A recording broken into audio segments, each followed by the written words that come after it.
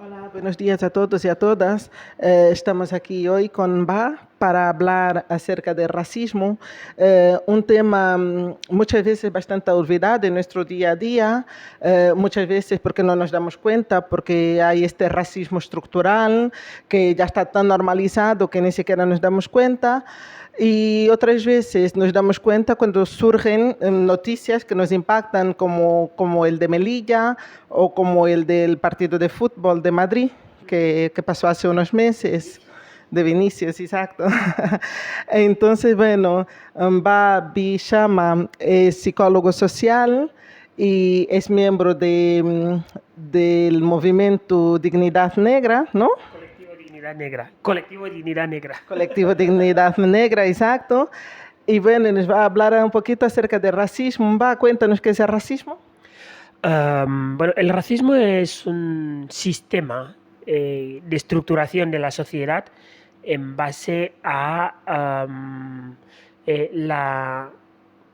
la utilización de los fenotipos de las personas como claves para determinar la inferioridad de esas personas, de esos colectivos.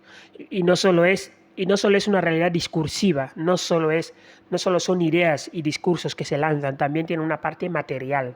Y la materialidad del racismo en cómo se establece tiene que ver con que siempre va, por ejemplo, un investigador afroamericano que se llama Ibram Kendricks dice que en la investigación que él estuvo haciendo sobre las ideas racistas en los Estados Unidos se dio cuenta que en realidad eran las políticas racistas las que llevaban a las ideas racistas. Es decir, que siempre hay una materialidad, por ejemplo, el hecho de que se podía esclavizar a las personas negras llevó o ayudó a la construcción de ese objeto que se llama negro en la modernidad, ¿no?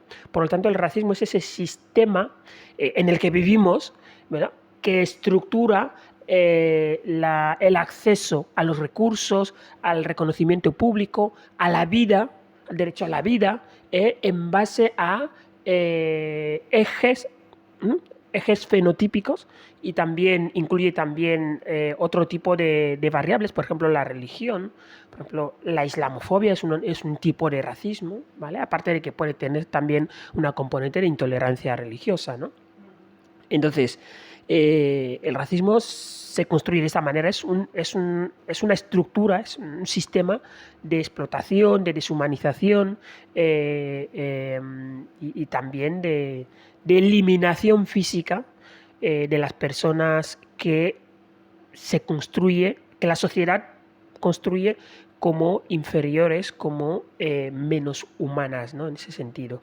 ¿Y qué es el racismo? O sea, el racismo actual que se conoce, porque es un poco problemático definir siempre el racismo como de manera general. Es decir, el racismo es la discriminación o de un grupo en base a no sé qué. Lo que tenemos que hacer es concretar. El racismo que conocemos desde hace más de 500 años es el racismo de la supremacía blanca. Es decir, racismo de facto es la práctica, la ideología, el sistema que privilegia a las personas blancas, y a partir de ahí se crea como un continuo que va según la gente sea más blanca o se acerque más a los rasgos de la blanquitud, tiene más o menos acceso al poder, ¿no? Y mira, normalmente es cierto que muchas veces, no siempre, ¿no? Pero muchas veces, por estos rasgos que se acercan a la blanquitud que me refieres, muchas mujeres tienen como rasgos como más cercanos, ¿no? Como más finos. ¿Tú crees que esto puede determinar la diferencia entre el racismo hacia la mujer o hacia el hombre? ¿O tú crees que es algo que incluye, que es igual el racismo en la mujer y en el hombre negro, de raza negra? En términos de que, bueno, lo primero hay que decir que las personas negras no somos las únicas que sufrimos racismo. Hay otros pueblos no blancos que también sufren racismo.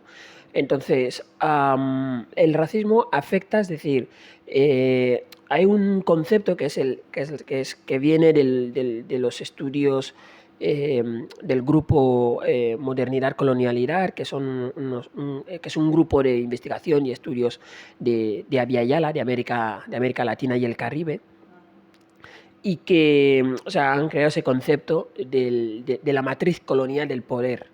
Esa matriz colonial del poder combina variables, ¿sí? No es decir, ser negro, ¿sí?, combinado con ser hombre, interactúa de una manera concreta y te sitúa dentro de esa matriz, te sitúa en un punto concreto y sufres opresiones concretas y ejerces también violencias concretas por ese lugar, ¿no? Y entonces, esa idea de matriz colonial del poder también actúa con el género. Por lo tanto, a las mujeres racializadas, en este caso a las mujeres negras, el racismo le afecta de forma diferente a cómo afecta a los hombres, ¿no? Y ahí es interesante el concepto de interseccionalidad que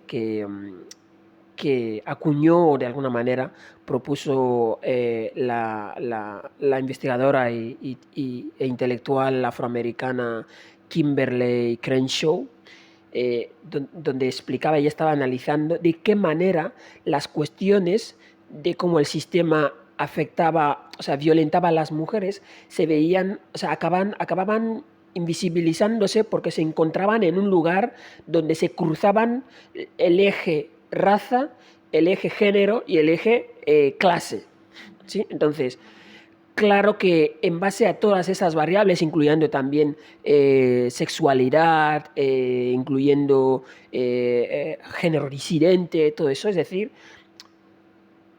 el racismo te afecta en un punto concreto dependiendo de todas esas variables que te pasan, que te cruzan, ¿no?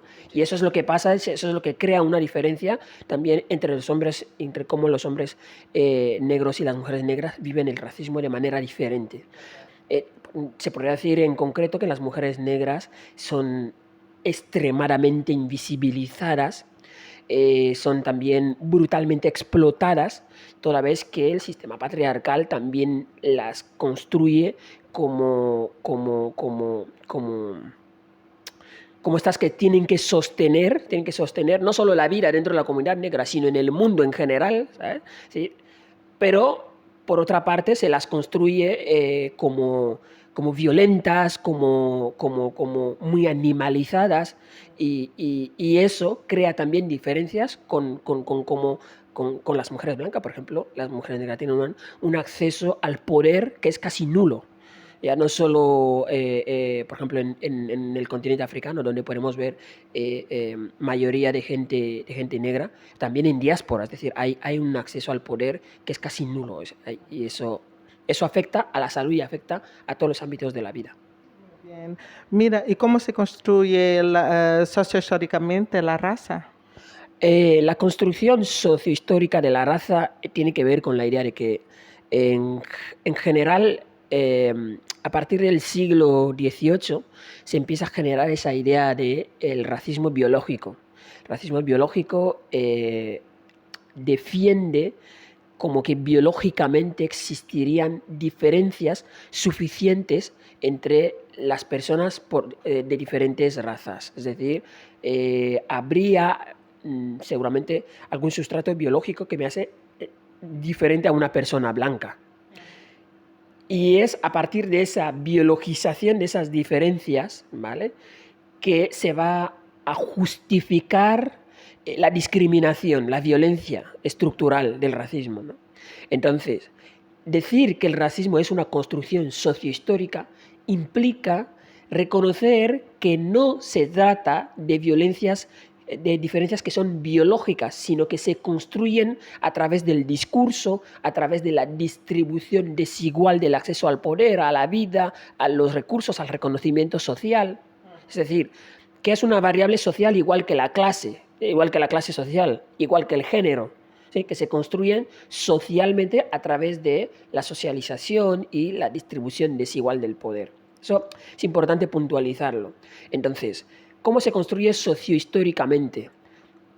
Muchas veces, al decir que la raza es un constructo social y no una realidad biológica, se le quita peso. O sea, algunas personas entienden, por lo tanto, que basta con deconstruir, con demostrar que no existe diferencia biológica suficiente o alguna entre una persona negra y una persona blanca, y con eso se habría acabado con el racismo, ¿no?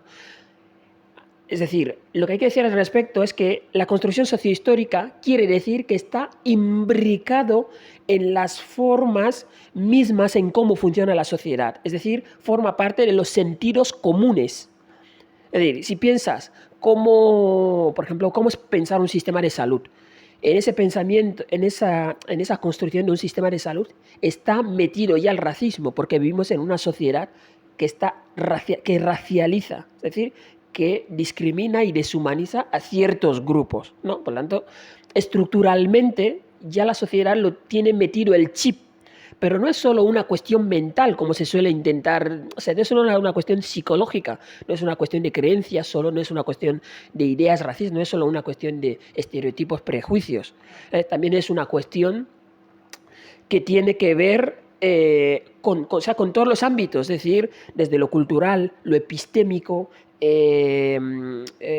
decía antes lo material, es decir, cómo se entiende la sociedad realmente, más allá de que lo que cada individuo pueda tener en la cabeza, ya es en sí mismo racista. Por ejemplo, ¿quién produce los recursos que permiten la supervivencia? Y normalmente eso también se construye a través de un patrón racial. En ese sentido existe un concepto que es el de capitalismo racial, en el que Cedric Robinson venía a explicar básicamente, y otras intelectuales vienen a explicar básicamente que no existiría el capitalismo sin el racismo. Es decir, que si miramos la sociedad, ¿quién está haciendo los trabajos peor pagados, más duros, pero que también son más esenciales para la supervivencia y para la vida? Por ejemplo, ahí está el papel de las mujeres negras, ¿no? Totalmente invisibilizadas, cuidando de todo el mundo, ¿sabes? Pero sin recibir ningún tipo de reconocimiento social, ¿no? Eso no depende de si la persona que está enfrente es racista. El sistema en sí mismo ya lo... Así es como funciona, ¿no? Ya lo tiene sí, intrínseco, sí. Sí, gracias. Mira, ¿y cuál dirías tú que es la situación de racismo actualmente en España y en general y en Canarias en particular, que es donde estamos, ¿no? Sí, España es ese país que inventó el racismo. Los discursos y las prácticas racistas tienen un arraigo bastante fuerte en la historia de España, desde la expulsión de las personas judías, de las personas musulmanas, la llamada reconquista del sur de España, que no fue tal, que no fue una reconquista, fue una conquista.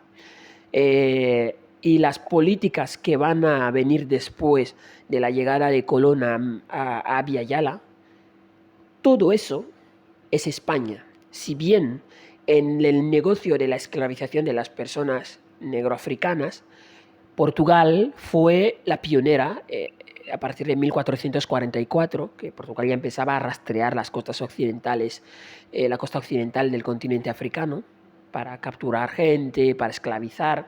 Y en este periodo, Angola, por ejemplo, lo que es ahora Angola, que toda esa parte era el Congo, la civilización del Congo, va a tener un rol crucial, ¿no? De cómo Portugal va. Es decir, Portugal fue pionera en ese sentido, pero la ideología de la pureza de sangre que va a partir de España, porque es decir, lo que va a pasar en España es que incluso los judíos que se habían convertido al cristianismo, se les va a seguir discriminando con la idea de que no eran puros. A partir de esa pureza, lo que se hace es trazar líneas que se van a reproducir más tarde en las sociedades de castas raciales que se van a ver en América, en la colonización y en toda la economía de la plantación, con las personas negroafricanas en situación de esclavitud, como la alteridad radical de la humanidad, o sea, de todo lo que se construye como representante. España tiene todo eso. España es el último país de Europa en el que se abolió la esclavitud. Es decir, sin embargo, es el país donde menos se hace el trabajo de estudiar, de luchar, de institucionalizar la lucha contra el racismo. Es decir, por lo tanto, eso nos sitúa en un marco donde ni siquiera hay interlocución en las instituciones para poder hablar de que el racismo existe como un patrón de discriminación contra personas, ¿no? Entonces, ese es un primer punto. Es decir, ahora mismo no existe a nivel social ni a nivel de la investigación ni de las ciencias sociales, ni siquiera a nivel institucional, un conocimiento suficiente ni una promoción suficiente del estudio de cuál es el impacto que tiene el racismo, ¿no? Por ejemplo, en salud. Cuando hablamos de determinantes sociales de la salud, el determinante racismo, es decir, el eje raza, está totalmente invisibilizado. No sabe, por ejemplo, en este país no sabemos si existe una brecha salarial por raza. Sí, porque básicamente estamos instalados en el discurso de que hablar de la existencia de razas sería en sí mismo racista, como si el hecho de decir, pues se discrimina por raza, es como, no, si las razas no existen, ¿no? Seguimos en ese nivel en España, ¿no? Entonces no hay avance. Aparte de las resistencias y la lucha bastante agudizada que están haciendo los propios colectivos que sufren el racismo, ¿no? Entonces, ese es el punto en el que estamos en España, donde el racismo no es reconocido como un patrón de discriminación. Y las instituciones muchas veces cuando hablan de racismo lo hablan desde una cierta condescendencia y un paternalismo. Es como si asumen la discrecionalidad, es decir, como si no estuvieran obligadas a hacer nada al respecto. Y cuando van a hacer algo al respecto siempre hacen cosas que tienen que ver con educar a las personas, de construir los prejuicios, pero no hacen nada para cambiar lo que estaba diciendo antes, la materialidad, para cambiar el hecho de que las personas negras, por ejemplo en España, tengan que estar trabajando en los trabajos donde más brutal es la explotación, el hecho de que cuando estamos hablando de sinhogarismo, las personas negras que están en situación de sinhogarismo en este país es sobre todo porque por las trabas que pone el racismo institucional, es decir, porque no pueden acceder a una vivienda, no pueden regularizar su situación administrativa, es decir,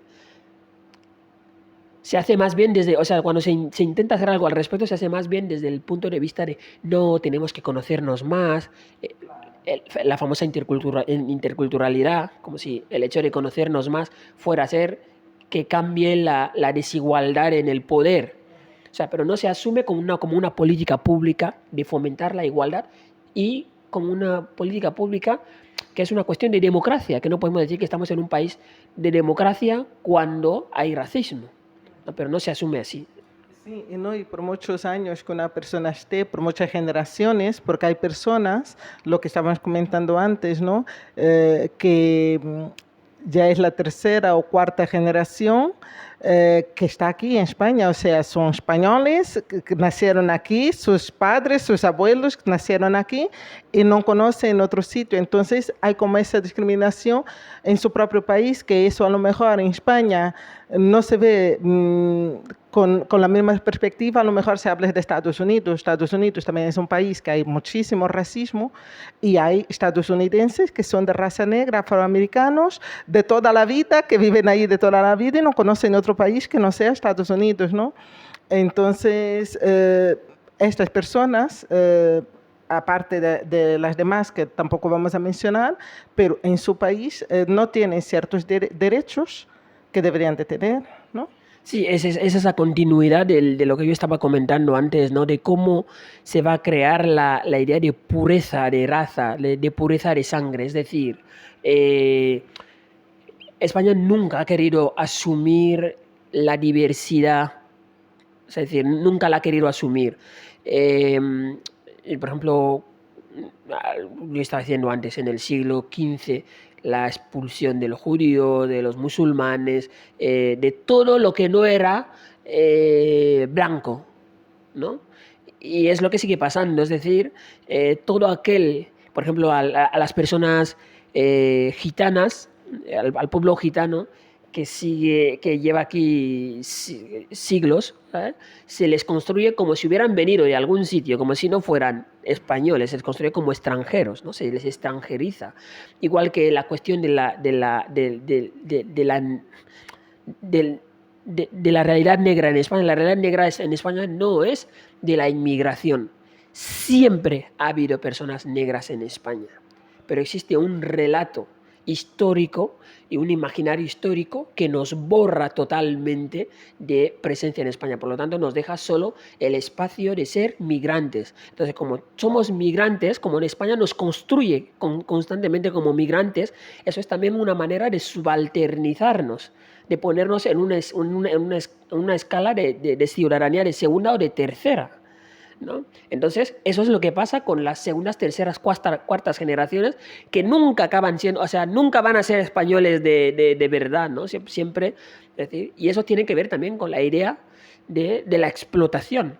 Es decir, pues si no existiera el racismo, pues igual no habría manera de sostener la economía que existe ahora. Por ejemplo, en lugares como en Canarias, la primera economía canaria se genera a través de la esclavización de personas negroafricanas. Es decir, aquí hubo esclavitud hasta el siglo XIX, aquí en Canarias. Pero desde que tú has llegado aquí, ¿has oído hablar de eso? Esa es la realidad. Es decir, ni siquiera se habla, ni siquiera existe en ningún sitio, ¿no? Donde tú puedas decir, pues se reconoce, por lo tanto, podemos tener algún tipo de anclaje dentro de este país. No, se borra constantemente la historicidad de nuestras comunidades. Mira, Amba, tú sabes que yo, bueno, lo que suelo tratar habitualmente son temas de bienestar mental, de bienestar emocional. ¿Cómo dirías tú que afecta el racismo al bienestar mental y emocional de las personas que lo sufren? Existe bastante literatura sobre el impacto del racismo en la salud mental y en el bienestar emocional de las personas que lo sufren. Racismo, lo que está documentado, porque es decir, los estudios que se están haciendo hasta ahora sobre el racismo y su impacto no son suficientes y tampoco son muy fiables por una serie de cuestiones más metodológicas y de cómo se operacionaliza la variable raza. Es complicado, ¿no? O sea, no se está consiguiendo recoger bien el impacto del racismo, ni siquiera tampoco en la salud, ¿no? Pero digamos que la salud mental es de los espacios donde más se reconoce que el racismo tiene impacto, ¿no? Tiene impacto a través de una probabilidad mayor de sufrir depresión, ansiedad, y además el racismo tiene que ver a nivel de bienestar emocional con una cuestión que es básica para la construcción de la arquitectura emocional y mental, ¿no? Que es la construcción del yo, tanto el yo individual como el yo colectivo, ¿no? Es decir, todo eso que se ha venido a llamar alienación, tiene que ver con cómo las personas negras, por ejemplo, crecemos en un entorno que nos hace odiarnos a nosotros mismos.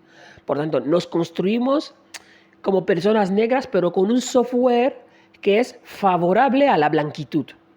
Y eso, de por sí, ya crea una serie de disfuncionalidades a nivel de salud mental que ni siquiera se está consiguiendo recoger bien lo que es eso.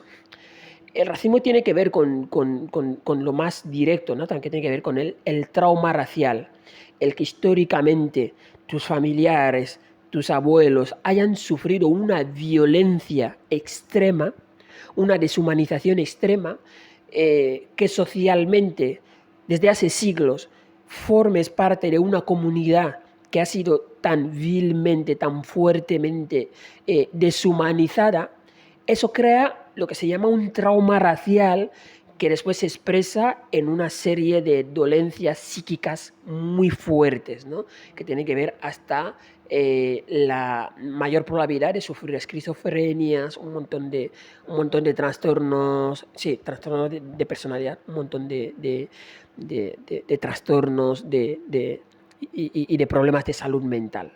El racismo, es decir, y ni siquiera tengo la sensación de que ni siquiera estamos consiguiendo entender hasta qué punto llega eso. Porque imagínate, el racismo tiene una componente, por ejemplo, el racismo antinegro, la antinegrura, tiene una componente como de una violencia indigerible. Por ejemplo, cuando pierdes a alguien, necesitas hacer un duelo. Las comunidades negras del mundo tenemos la particularidad de estar perdiendo a tantas personas por causa de la deshumanización, del racismo, de los genocidios, que no nos da tiempo de poder hacer duelos, de poder vivir. Y ese duelo acumulado en sí mismo tiene unas consecuencias devastadoras a nivel de la salud mental. ¿Y qué estrategias tú crees que serían adecuadas para afrontar, para un mejor autocuidado y para un mejor cuidado en el contexto del racismo? Las estrategias tienen que ver, por ejemplo, primero con, con estudiar el racismo. Es decir, tomar conciencia de que existe el racismo. Tomar conciencia, ¿verdad? Yo creo que es el primer paso en casi todos los problemas que tenemos, que sean sociales o mentales, o tomar conciencia que muchas veces hay algunos indicadores y algunas cositas que normalizamos, bueno, ese es un exagerado, no es para tanto, ¿no? Y no tenemos ni idea de las consecuencias reales que puede tener para la otra persona. Entonces, tomar conciencia, yo creo que sí, que es el primer paso. Totalmente. Para las personas negras es crucial tomar conciencia del racismo. Es crucial, y eso también son las paradojas que tiene en sí mismo vivir en un contexto de racismo estructural, que es que nuestra infancia, nuestros niños, niñas y niñas ya tienen que crecer con la violencia racista desde pequeños. Por lo tanto, no hay que evitarles o protegerlos de explicarles cómo funciona el racismo, porque ya viven el racismo desde muy pequeños. Sí, mira, perdona que te interrumpa, pero comentar, yo el año pasado fui con los niños y con mi marido, fuimos a Fuerteventura y de aquí, de Tenerife a Gran Canaria a Fuerteventura, ida y vuelta, en todos los sitios, nos desmontaban el coche de arriba abajo. Llegó un momento buscando no sé qué cosa. Llegó un momento que los niños preguntaban, mira, ¿por qué solo nos para a nosotros? Porque todos los coches iban pasando, y a nosotros nos paraban en todos los sitios. Y los niños preguntaron y me tocó un poco explicarles, pero hay que intentar explicar, ¿no? Sin esto de fomentar el odio ni fomentar nada, explicar las cosas como son y bueno, y que ellos sepan que esta es la realidad que tenemos ahora mismo, ¿no? O tú crees que hay que un poco proteger a los niños y decir, no, mira, es que es aleatorio y tenemos la mala suerte que los controles aleatorios siempre nos tocan a nosotros. Ya, es terrible, es terrible, es terrible. Es que qué persona negra, aunque cuando estás con tus hijos, hijas o hijes, no hay un momento en el que el racismo estructural te dé tregua. El racismo estructural no se da cuenta que en ese momento estás con los niños, ¿no? Y entonces te ataca igualmente y ataca a los niños, ¿no? Yo creo que a los niños no hay que protegerlos de conocer cómo funciona el racismo. Lo que hay que hacer es adaptar, crear herramientas para que ellos, ellas y ellas desde pequeños puedan empezar a entenderlo a su nivel. Por ejemplo, mi hijo cuando empezó el cole, les decían que llevaran un libro que tenía que ver con el cuerpo humano y nosotros le metimos en la mochila, le compramos el libro de una escritora afroespañola, que es Desirée Bela-Lobede, que es Color Carne. Ese es un libro muy bien hecho, adaptadísimo, es decir, un libro pensado desde lo que los niños y las niñas de esa edad pueden entender, ¿no? Y él lo llevó al cole y lo están trabajando. Es decir, el problema es que ni siquiera se generan suficientes herramientas para eso. En el cole no hay libros sobre racismo. Los profesores en su formación no estudian el racismo.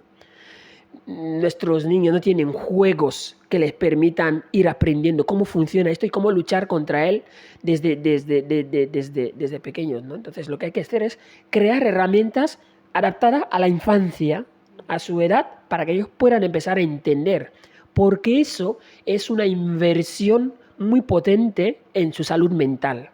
Porque en el momento en que van a empezar a odiar su pelo, ya tienen, es decir, en lugar de que empiecen a odiar su pelo y el color de su piel, ya tienen una herramienta que les ayuda a entender que no hay ningún problema con su pelo ni con su color de piel, sino que quienes les discriminan por eso, la sociedad que les discrimina por eso, es la que tiene un problema, ¿no?